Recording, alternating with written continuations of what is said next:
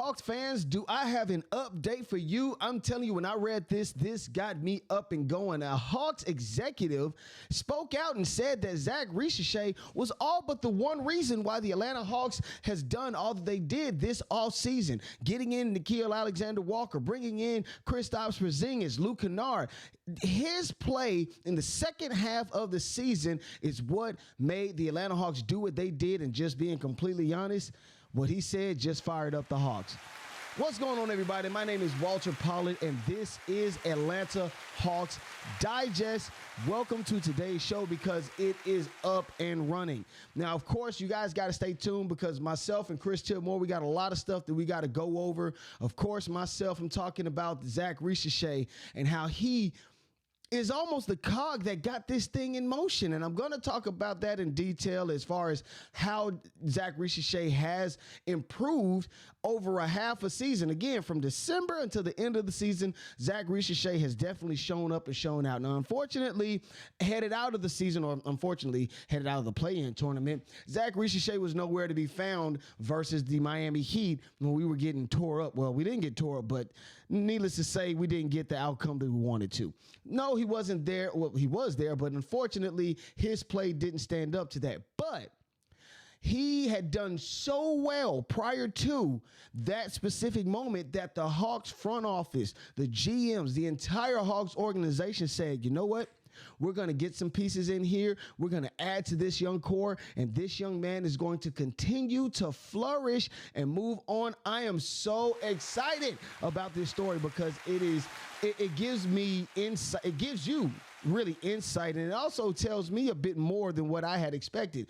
Honestly, again, I've said it on this platform before, I feel as though Trae Young is the reason why the front office is bringing in all of these different guys. But reading this article kind of gives me a bit of a different outlook, and it is incredible to see it. Now, I'm going to go ahead and thank everybody again for viewing our content, watching our content. You dig what I'm saying? No, I'm sorry, not that. Yeah.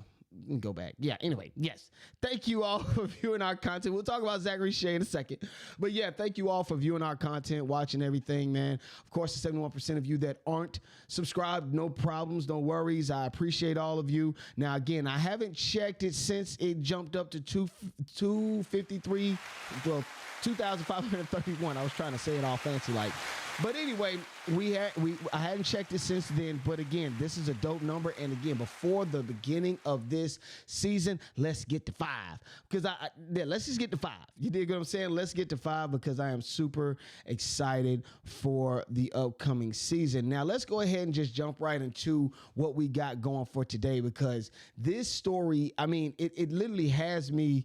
It got me in the grip, man, because I'm excited about what Zac Risacher has done so far and what he's going to be doing. But to know that the front office has stood behind him, and I'll talk in detail even further as far as how that could possibly implicate Trae Young and how, you know, the deals are, because we do know that Trae Young is still up for a max deal and he hadn't signed yet, and we got talks about it. But needless to say, this is the guy that we're talking about today, Zac Risacher. Now, again, a Hawks front office executive has spoke out to Spot Rack's Keith Smith. Okay, and I'm reading this off of an article. Basically, he said a big part of the reason why we, the Atlanta Hawks, were willing to add guys to push forward was the play of Zac Risacher. From Christmas on, he was awesome.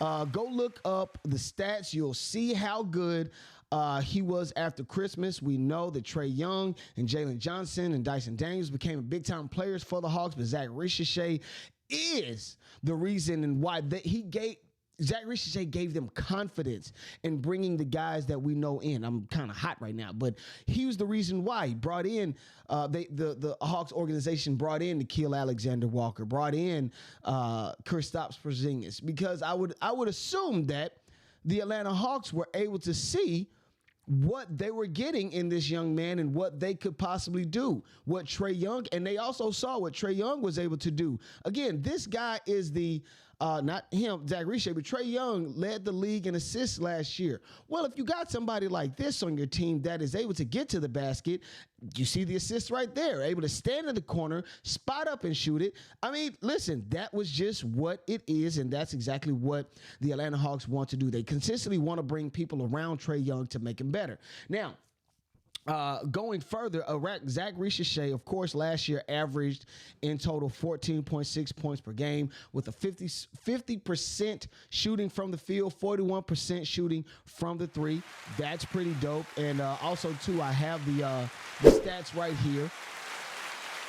You know what I'm saying? Well, yeah, about 24 minutes per game, and this is the stat line here, but I brought up the 14, you dig what I'm saying, 14 points per game and stuff like that, because after the All-Star game, Zac Risacher's per game percentage went up 6% from the field and 8% from deep. So that goes to show, again, the work that Zac Risacher put in with the Atlanta Hawks. It shows the work that he's done. And again, I'll bring up the clip because this guy, he's going to be here to stay. Zac Risacher is going to be here to stay. I do believe that the organization, if it came down to it, and this is respectfully, this is just me watching and looking at everything because, granted, I want Trae Young to be a Hawk for life. But we all know that that's not what we all get all the time. We don't get what we want all the time. I'm not saying that Trae Young is going to be leaving anytime soon.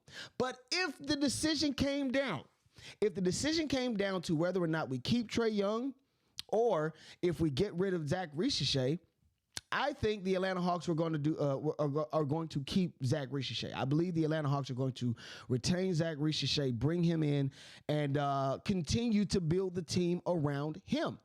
I totally believe that. I do believe that Trae Young is somebody that the Atlanta Hawks would like or will want to build the team around. I still believe that most of these people are brought in to help Trae Young, but if the decision were to come down to it, yeah, I do believe that they would stick with Zac Risacher because this is earth-shaking in my honest opinion.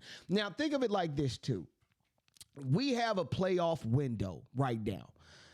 Due to what the Atlanta Hawks have already done, again, bringing in Kristaps Porzingis, Nickeil Alexander-Walker, Luke Kennard, Caleb Houston, bringing these guys in not only to fill the roster spots, but also to assist Trae Young in what he and the Atlanta Hawks are doing. So, yes, we have a window. We have a playoff window right now. And I do feel as though the Atlanta Hawks should take full advantage of this playoff window right now. And this isn't a play-in or whatnot. It's a playoff window, mainly because of the assets that they have acquired over this offseason. And that's the basis of this entire update, is the fact that the play of Zac Risacher from the ending of December all the way to the ending of the season, for the last half of the season, Zac Risacher has stepped up, and he has given the Atlanta Hawks confidence in bringing in these people. Now, again, this playoff window is here right now. I don't know how long we've got. But if you think about it, if we were to do, we being the Atlanta Hawks, were to do as well as everybody is expecting them to do, if the Atlanta Hawks were to go off into the playoffs, make a bunch of noise, take it to 7 games in the Eastern Conference Finals, after that, you all do what you will. I'm not making any bold predictions. But if the Atlanta Hawks were to do that, you dig what I'm saying? A lot of people are up for some paydays. There's a lot of players that are going to be up for some paydays. There are going to be a lot of players that are going to be asking for more money. There are going to be a lot of players that are going to be in contract disputes with the Atlanta Hawks. They're going to have to cut bait with some. Look at the Boston Celtics. If you take a look at the Boston Celtics, they won a championship about 2 years ago. Yeah, about a year and a half or 2 years ago. And now you look at the Celtics now. Kristaps Porzingis is now an Atlanta Hawk. They've gotten rid of their 6th man. Jason Tatum, unfortunately, is injured. You know, the team right now is a complete shell of itself due to the fact that, number one, they have, injury issues, unfortunately. And 2, they've had an influx of talented players on their team, and you cannot pay them all. Right now, Trae Young and Dyson Daniels, if they were to sign their prospective contracts, if they were to sign their prospective contracts right now, this will be anywhere the Atlanta Hawks could. I'm sorry, let me go back to that. Their contracts disputes could cost the Atlanta Hawks anywhere north of $75 to $80 million. So again, this is going to be a really big deal for the Atlanta Hawks as far as what they've got going forward, how they're going to go, and how they're going to get this team to consistently move forward. But again, like I said once before, I am super excited and more than confident now that we have insiders and inside execs of the front office telling the media and telling everybody that, hey, what we got coming next year, you better hold your hats because this is going to be a big one. My name is Walter Pollard. This is Atlanta Hawks Digest. I'm signing out. Peace.